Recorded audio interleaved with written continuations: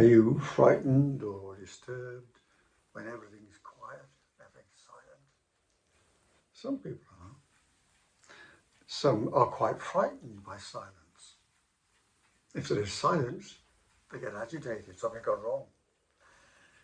If we're at home, we emphasize our aloneness because of the silence. And so we switch on the radio or the television. And we say we have it on for company. But silence is actually quite important. We wouldn't have music if we didn't have silence between the notes. No, that's not original. They reckon that probably Debussy said it initially. But it's true, isn't it? It's what left out that speaks volumes. I love the work of the American cartoonist. No, not Donald Trump. No, James Thurber. There's an economy of line that speaks volumes, but it's the space between the lines that does it. Remember this? A wise old owl sat in an oak. The more he heard, the less he spoke. The less he spoke, the more he heard. Why can't we all be like that wise old bird? It's a nursery rhyme that was introduced to try and teach children the importance of silence. And I guess now it's one of the casualties of doc dates on the school curriculum. In today's world, we're surrounded by distractions, things that take our attention, and particularly on our mobile phone screens. We recognise the dangers of having them in excess, and particularly for youngsters. So we're now talking about youngsters under the age of 6 not having a smartphone, or even possibly 13. Our relationship with silence is ancient. One of the commandments of the Jewish scriptures from over 2,000 years ago said, "Remember to keep holy the Sabbath day." The story about creation go back even further. And they depict God as creator of the world over 6 days, but having a rest on the 7th day.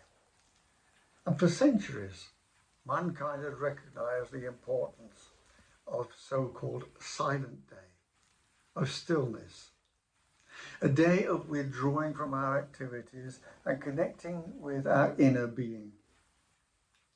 For those with a religious faith, it's time devoted to deepening our relationship with God. A time for connecting with that part of us that is created in the image of God. For those with little or no faith, it is me time. A time for rebalancing work and life.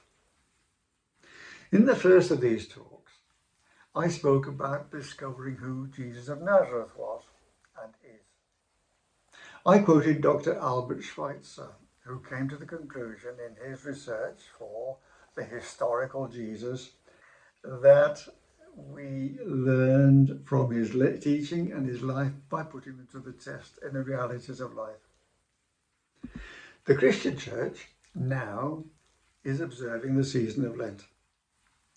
This is a time when it mimics Jesus spending time on his own in the wilderness, a time of silence, a time of stillness.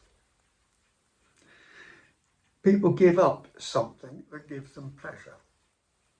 They silence the distraction of their pleasure to concentrate better on developing their relationship with God. Some will fast 24 hours once a week. And actually that's not significant when you think about it.